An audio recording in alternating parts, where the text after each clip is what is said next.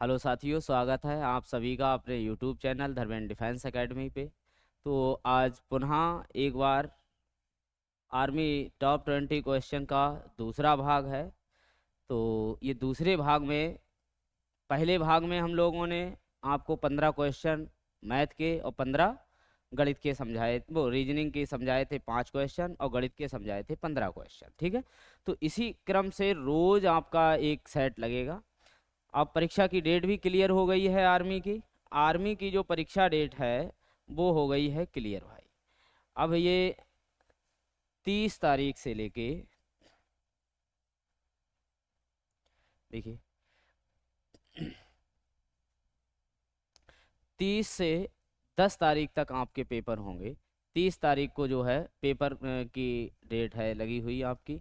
तो पेपर जो है 30 तारीख से 10 तारीख तक होंगे, सभी के, सभी ट्रेडों के। ठीक है। तो बढ़िया करके तैयारी करो और इस पे एकदम जोश से लग जाओ। जो भी मेरे से हेल्प होगी वो मैं आपकी हेल्प करूंगा। ठीक है। चलते हैं क्वेश्चन की तरफ। अब यहाँ पे देखो, पहला जो क्वेश्चन लिखा हुआ है कह रहा है कि किसी वस्तु को 80 रुपए में बेचने पर, कितने में बेचा है? 80 रुपए में।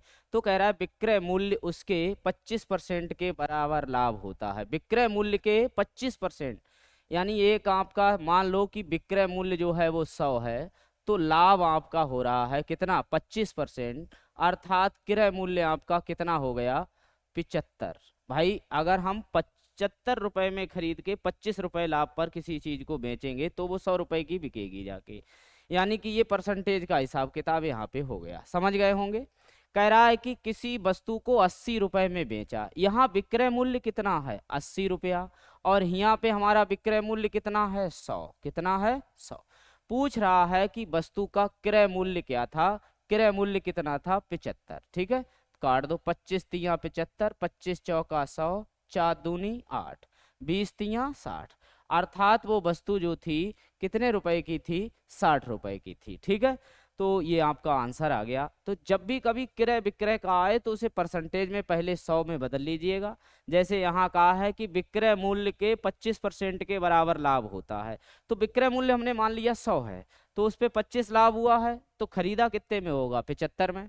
यानी कि अब हमारा ये विक्रय मूल्य दिया है, विक्रय मूल्य हमारा 100% है, और क्रय मूल्य पूछा है जो कि 75 है। 25 तिया 75, चौका 100, 4 दूनी 8, 20 तिया 60। ये इसका आंसर हो गया। ठीक है। अगला सवाल देखिएगा। अब ये सरलीकरण का सवाल जो है, तो इसमें आपका होता है का को पहले तोड़कर ता पीछे दो भाग, गुणा करो धन जोड़ दो ऋण को दो घटाए। ये एक सूत्र है देहात में, मतलब एक देसी फार्मूला है। का को पहले तोड़कर ता पीछे दो भाग, क्या है सूत्र है इसका? का को पहले तोड़कर, का को पहले तोड़कर ता पीछे दो भाग, भाग गुणा करो,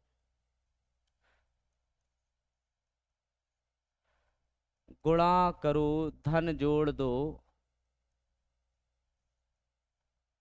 ऋण को दो घटाए, ऋण को दो घटाए। ये एक सूत्र है इसका। ठीक है। तो पहले कह रहा है अगर कहीं पे का लगा है तो उसे तोड़िए। का को पहले तोड़कर ता पीछे दो भाग, गुणा करो धन जोड़ दो ऋण को दो घटाए। ये इसका सूत्र है कि जब भी कभी सरलीकरण को सॉल्व करना होगा तो इसी क्रम में आप सॉल्व करिए, कभी आपका गलत नहीं होगा। देखते हैं अब जरा, हम यहाँ पे लिखा है 124 प्लस 56। अब ये भाग पहले लिखा है तो देखो पहले भाग आया है, का है नहीं, कोई बात नहीं है। तो भाग को करते हैं सॉल्व, तो उल्टा कर लेते हैं। 3 बटे कितना? 2, -12। काट दो, 2 28 दूनी 56। तो 124 प्लस 3 अट्ठे 24, और 3 दूनी 6, और 2 कितना? 8, और माइनस कितना? 12। इन्हें पहले जोड़ना है। 4 और 4 8, और 8 और 2 10, और कितना हो गया? 2। और माइनस में कितना आपका आया है? 12। ठीक है। 4 4 8, 8 2 10। सही है। अब यहाँ से देखिए कितना बचा? 6। और 9 में से एक गया, वो सॉरी, 10 में से एक गया, कितना? 8। समझिए, पहले हमें इन्हें क्या करना है? जोड़ना है। ठीक है। तो 4 8 हो गए, 8 2 10 और ये 2 माइनस कितना 12, 8 में से 2 गए 6, 10 में से 1 गया 9 और यहाँ पे 1, यानी कि आंसर आपका कितना आया 196। ठीक है, तो आपका आंसर कौन सा हो गया इसका 196। नेक्स्ट सवाल देखते हैं। कभी भी अगर ऐसे सवाल मिल जाए ये जैसा कि हमारे पास लिखा है, तो देखिए ये हमेशा गुणनफल ही लिखा होगा, 7 तियां 21 या 3 सत्ते 21, तो 21 की ही वैल्यू हमें दे रखी है। ठीक है, तो जब भी कभी ऐसी वैल्यू दे रखी हो तो इसको क्या करते हैं कि हम नीचे वाले का पूर्ण वर्ग बनाते हैं। किसका बनाएंगे, नीचे वाले का पूर्ण वर्ग बनाएंगे, अर्थात √3 कितना 7। ठीक है, तो हम यहाँ 3 से गुणा करेंगे तब भी, 7 से गुणा करेंगे तब भी, तो हम यहाँ पे 7 से ही गुणा करेंगे क्योंकि हमें बटे वाले का पूर्ण वर्ग बनाना है। तो देखिए ये आ गया √7 तियां 21 और बटे में कितना 7। अब यहाँ से वैल्यू लगाओ, 21 की वैल्यू इन्होंने दे रखी है 4.582 और बटे ये 7 का स्क्वायर हो गया था, 7 गुणा 7 तो स्क्वायर से √ हट जाएगा, अर्थात कितना आ जाएगा 7। तो भाग कर लो, 7 छंग 42, पॉइंट लग गया पहले ही, तो 7 छंग 42 कितना बचा 3, 7 पंजे 35, फिर आपके पास 3, 7 चौक 28, तो लगभग में जो इसकी वैल्यू आई है 0.654 आई है। कितनी आई है 0.654, अर्थात ये आ गया। कभी भी करेंगे जब भी ऐसा सवाल आएगा तो हम बटे वाले का ही वर्ग बनाएंगे हमेशा। ठीक है, नेक्स्ट सवाल देखिए। कह रहा है एक व्यक्ति अपने घर से दफ्तर तक पैदल 4 किलोमीटर की चाल से जाता है, यानी कि वो पहले पैदल घर से जा रहा है कितनी चाल से 4 किलोमीटर प्रति घंटा। ठीक है, फिर कह रहा है तथा 16 किलोमीटर प्रति घंटे की दर से साइकिल से वापस आता है।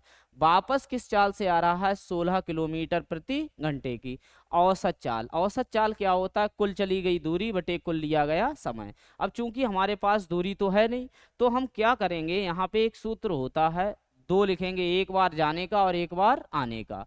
तो 2 लिख लिए, गया किस चाल से 4 से, आया किस चाल से 16 से, और इन दोनों को जोड़ देते हैं 16 और 4 कितना 20। ठीक है, तो काट दीजिए, 2 से 2 कैंसिल, 16 चौको 64 और 1 पॉइंट, तो यानी कि इसकी जो औसत चाल आ गई वो 6.4 किलोमीटर प्रति घंटा। कितनी रही, औसत चाल रही 6.4 किलोमीटर प्रति घंटा। समझ गए। तो ऐसा जब भी सवाल आए, मान लो कि कोई व्यक्ति है वो 10 की चाल से गया और 20 की चाल से वापस आया या 15 की चाल से वापस आया है, कभी ऐसा आ जाए तो मान लो 15 की चाल से क्या आया है वो वापस आया है, देखो भाई 15 से, तो अगर इनकी औसत चाल पूछ ले तो क्या पूछे, औसत चाल, औसत चाल बराबर, तो जब भी जाए एक बार जाने का और एक बार आने का, हमने 2 लिख लिया। ठीक है, अब इसके बाद में गया किस चाल से 10 से, आया किस चाल से 15 से, और बटे में इन दोनों को जोड़ लेंगे, यानी कितने हो जाएंगे 25, 25 25, 5 दूनी 10 और 5 तियां 15, इनकी गुणा कर लो, 2 दूनी 4 तियां 12, अर्थात औसत चाल 12 किलोमीटर प्रति घंटा रहेगी। उसी हिसाब से आपका ये सवाल सॉल्व हुआ था, तो कोई दिक्कत नहीं है, सवाल ऐसा अगर कभी औसत का आए तो आराम से हल हो जाएगा। ठीक है, अगला सवाल है, अब ये हमारे सूत्र होते हैं, देखो जो भी है कि क्षेत्र मिति है या आपका आयतन संबंधी जितने भी क्वेश्चंस हैं वो सब सूत्र पे आधारित होते हैं, इसीलिए यहाँ पे सूत्र दिए गए हैं। तो देखिए भाई, ये दिया है शंकु का वक्र पृष्ठ, शंकु का वक्र पृष्ठ होता है πr/l, क्या होता है πr/l। बेलन का आयतन होता है πr²h, πr²। गोले का आयतन होता है 4/3 πr³। अर्धगोले का संपूर्ण पृष्ठ, फिर तो यही बचा हमारे पास। तो देखिए पहले का हमारा कितना आया 4, यानी कि पहले का 4, और फिर दूसरे का आया 1, और गा वाले का आया है 2, और घा वाले का आया है 3, तो यही हमारा आंसर हो गया 4 1 2 3, 4 1 2 3। आपका आंसर कौन सा ठीक है, सी वाला ऑप्शन ठीक है। ठीक है, तो कभी इनके सूत्रों को भाई याद कर लेना, इनको ध्यान रखना, ये सूत्र परीक्षा में बहुत आते हैं। आगे कह रहा है वह बड़ी से बड़ी संख्या क्या होगी जिसे इतने इतने में भाग दिया जाए, तो क्रमशः शेष एक बार 5 बचता है और एक में कितना 7। तो भाई जो शेष बचता है पहले उसे हटा ही दो, 221 लिखे हैं और 259 लिखे हैं, पहले वाले में 5 शेष है और दूसरे वाले में 7 शेष है, तो इन्हें घटाओ। यहाँ पे बचा कितना, 216। यहाँ से बचा आपका 9 में से 7 गए 2 और 5 और कितना 2, इनका हम कर लेते हैं फैक्टर, गुणनखंड, यानी कि इनके फैक्टर निकाल लेंगे। मासा लेना है तो 2 से, क्योंकि बड़ी से बड़ी संख्या जब भी कहेगा हाईएस्ट तो हमें मासा ही लेना है। तो 2 एकम 0, 2 अट्ठे 16, 2 एकम 2 दूनी 4 और 2 छंग 12।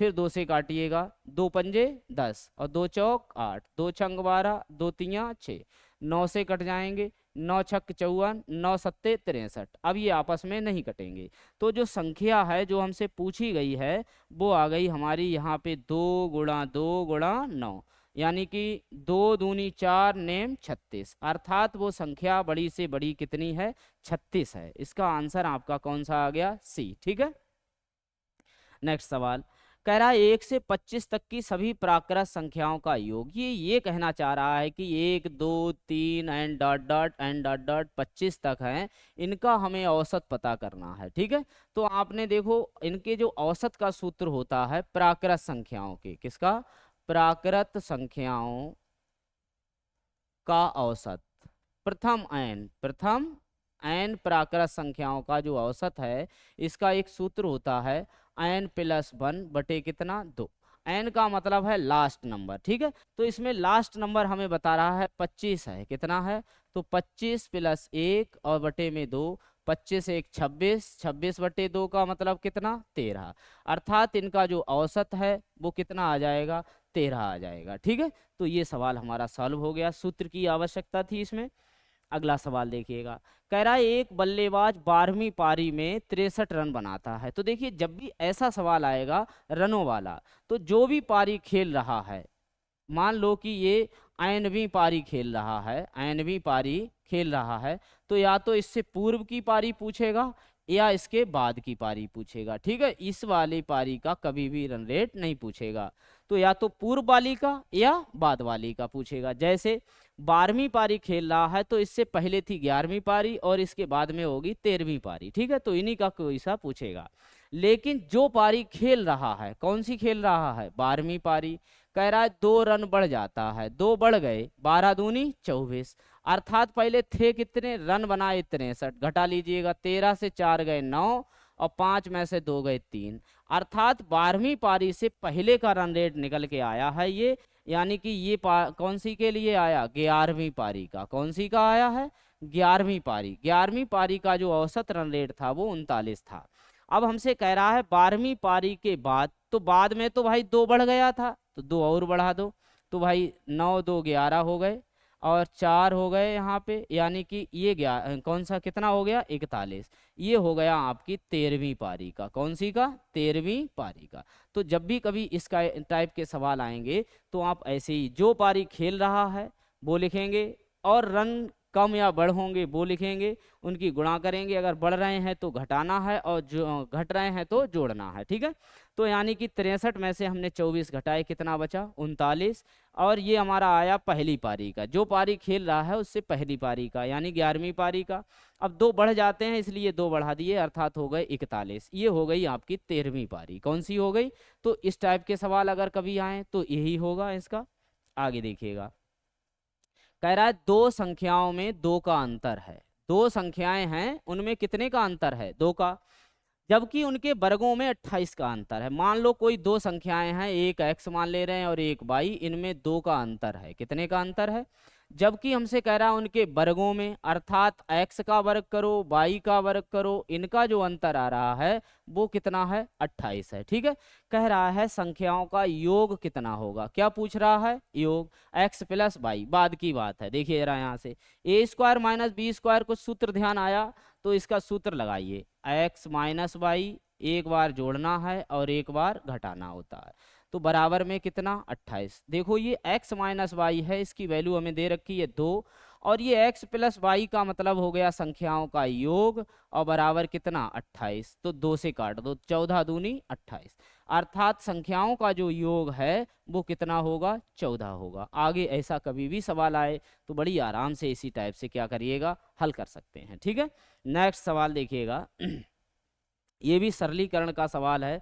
तो अगर कहीं पे भी आपका का, के, की आता है तो उसकी वैल्यू गुणा होती है, यानी कि उसकी जगह पे हम क्या रखेंगे, गुणा रखेंगे। तो देखिए जरा यहाँ से, ये लिखा है 240, अब लिखा है का की जगह गुणा, मैंने अभी बताया 1/2, फिर का लिखा है गुणा 1/3, फिर का लिखा है गुणा 25% बटे कितना 100, ठीक है।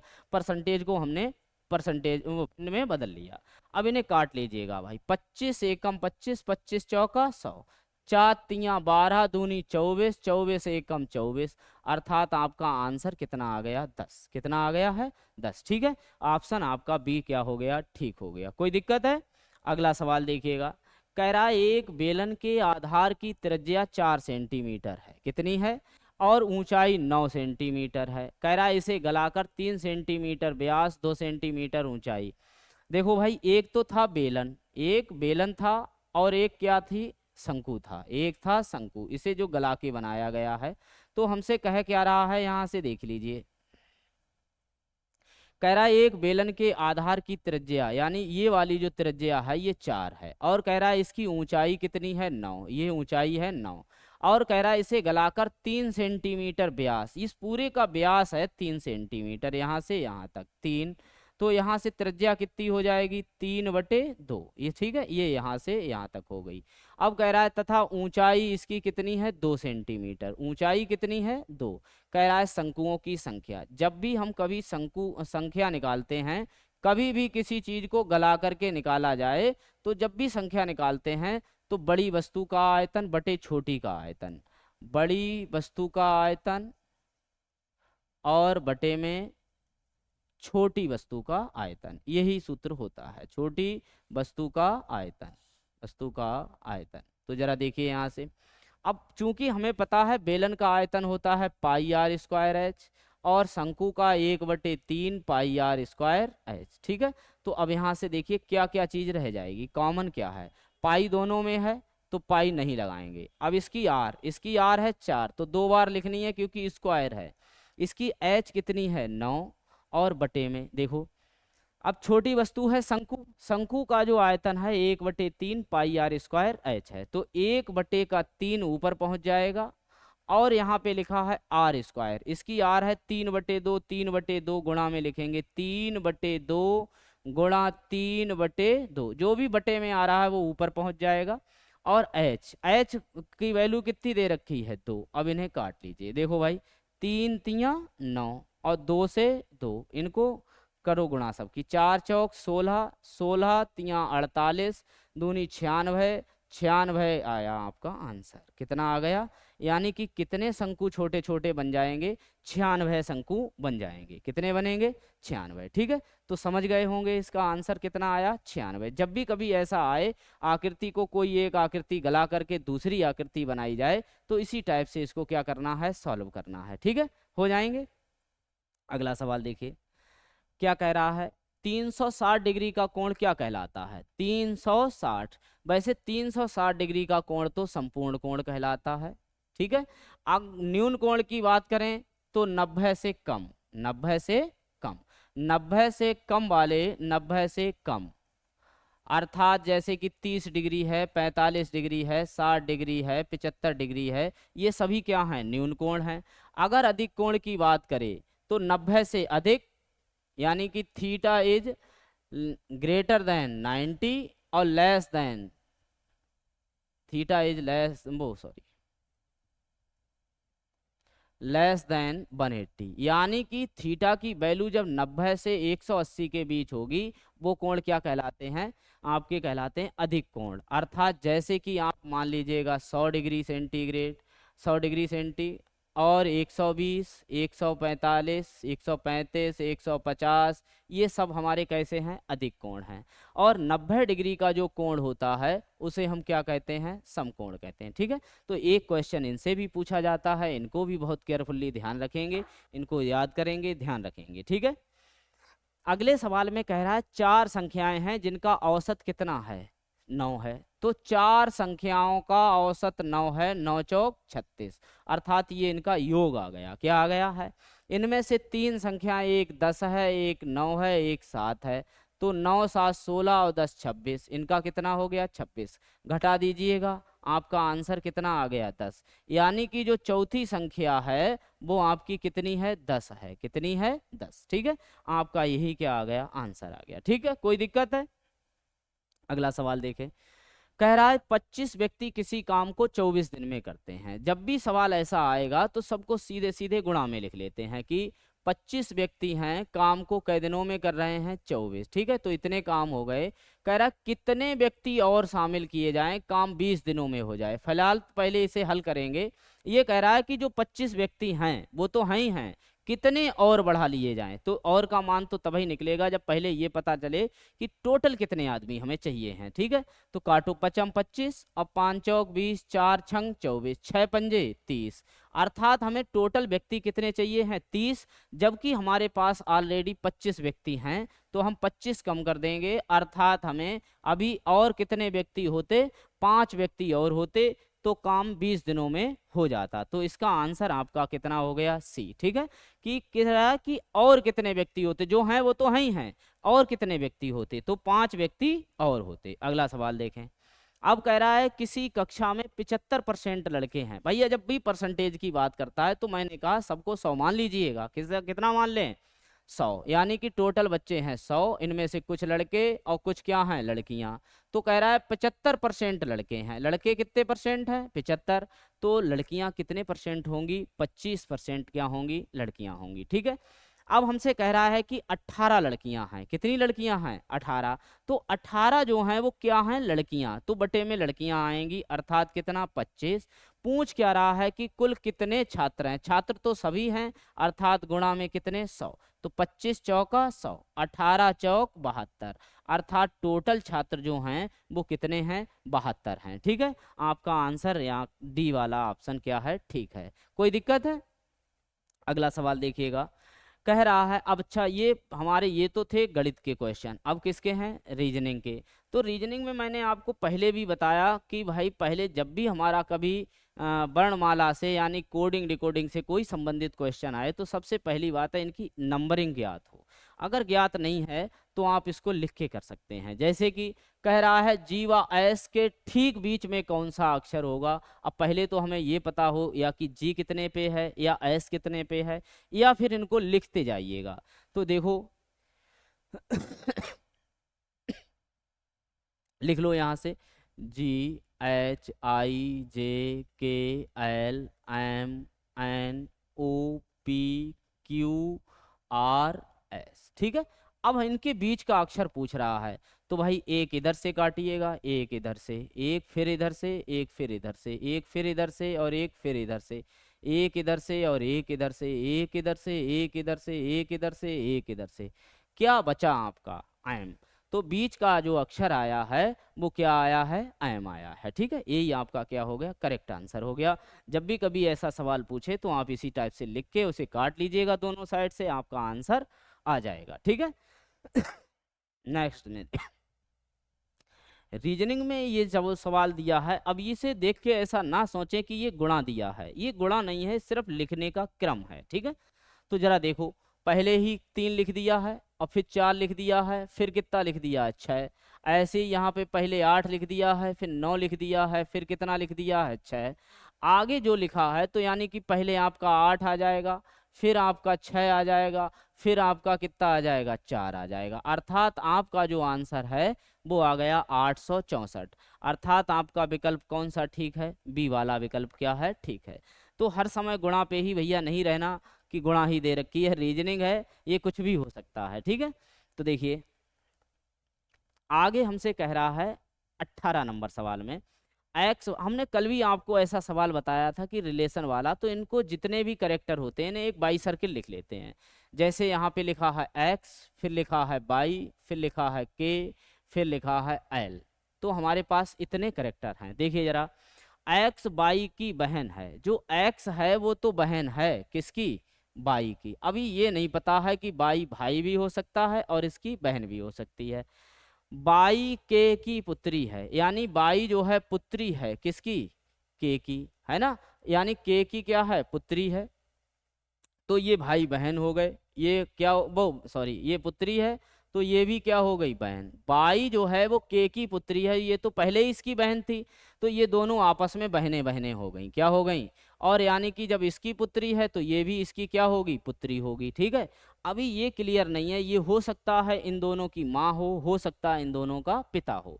आगे कह रहा के एल का पति है, जो के है वो पति है किसका, एल का, किसका है, तो यानी एल पत्नी होगी, क्या होगी, पत्नी। यानी ये दोनों आपस में पति पत्नी हो गए, तो इनकी ये दोनों क्या हो गई, लड़कियां हो गई, यानी संतानें हो गई, इनकी बेटियां हैं।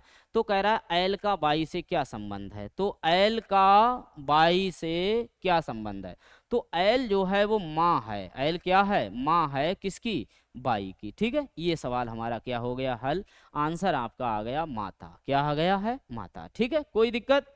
अगला सवाल देखिएगा, अगले सवाल में हमसे कह रहा है दिए गए विकल्पों में से संबंधित शब्द को चुनिए। देखो इसमें क्या है कि जब भी हमें दिया होता है जैसा काम पहला का पहले के साथ है वैसा ही दूसरा का दूसरे के साथ रहेगा।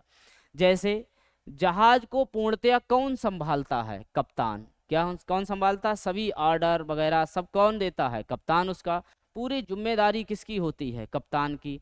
ठीक ऐसे ही समाचार पत्र में संपादक की पूरी जिम्मेदारी होती है, किसकी होती है, संपादक की, किसकी होती है, संपादक की। ठीक है, संपादक ही उसका पूरा बायोग्राफ देखता है कि कौन सा कब हमें संपादित करना है, कौन सा किस पेज पे लगाना है, ये सभी काम किसका होता है, संपादक का। ठीक है, तो देखो पाठक तो होता है अखबार पढ़ने वाला, प्रकाशक होता है सिर्फ नाम का जो प्रकाशित करता है, मुद्रक होता है उस पे सिर्फ मतलब मुद्रण जैसे अमर उजाला वगैरह वगैरह होते हैं, तो ये होता है। संपादक वहाँ का है जो काम देखता है, यानी अखबार कैसा छपेगा, इस पे क्या छपेगा फर्स्ट पेज पे, तो ये सब काम कौन देखता है, संपादक देखता है। ठीक है, ऐसे ही जहाज पर जो है हर काम कौन देखता है, ऑर्डर कौन देता है भाई, ऑर्डर देता है कौन, कप्तान। ठीक है, उसी प्रकार से यहाँ पे समाचार पत्र में संपादक ऑर्डर देता है। ठीक है, अगला सवाल देखिएगा, कह रहा है कि साधना का मुख उत्तर पूर्व की ओर है, तो भैया इसका पहले दिशा बनाओ।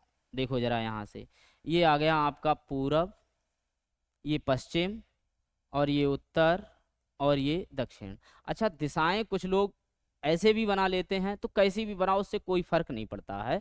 तो कह रहा है कि साधना का मुख उत्तर पूरब की ओर है, किधर है, उत्तर पूरब की ओर, यानी बीचों बीच में है, इधर की दिशा में है। जब भी ये दक्षिणावर्त और वामावर्त कितना भी बड़ा सवाल आए तो इन्हें पहले देख लीजिएगा। ये आपका दक्षिणावर्त में कितना लिखा है, ये 45 लिखा है, और वामावर्त में कितना लिखा है, 180। इन्हें पहले घटा लीजिएगा, जब भी अलग अलग आए तो घटा लीजिए, एक जैसे होते जोड़ लेते। ठीक है, तो यहाँ पे ज्यादा किसका है, वामावर्त का ज्यादा है, कितना ज्यादा है घटाओ, 135, कितना ज्यादा है, 135। वामावर्त का मतलब होता है उल्टी दिशा में, और दक्षिणावर्त का मतलब होता है घड़ी की सुइयों की दिशा में। तो अब हमसे ये कह रहा है कि 135 हमें किधर घूमना है, उल्टी दिशा में। तो देखिए ये पूरा जो एक खाना होता है ये 90 का है, तो आधा है 45 का, ये 45 रहा और ये 90 रहा, यानी कि घूम के ये यहाँ पर आ जाएगी। ये 45 और 90, 45 और 90 कितने हो गए, 135, और ये हमसे 135 ही घूमने को कह रहा है, तो उसका जो मुंह है वो किस दिशा में आ जाएगा, पश्चिम दिशा में आ जाएगा। किस दिशा में हो जाएगा, पश्चिम। तो आंसर आपका कौन सा ठीक हो गया, पश्चिम। ठीक है, तो ये सवाल जो हैं आपको परीक्षा में बहुत ही हेल्पफुल होने वाले हैं, और इन सवालों को जो है बेहतरीन तरीके से सॉल्व करते रहिएगा। रोज एक प्रैक्टिस सेट आपका लगवाया जाएगा। ठीक है, तो भाई चैनल को जो है फॉलो और सब्सक्राइब करते रहिएगा, तेजी से इसको ग्रो करवाइए, और जो है हम आपके लिए ऐसे ही कंटेंट प्रस्तुत करते रहेंगे। ठीक है, जय हिंद, जय भारत।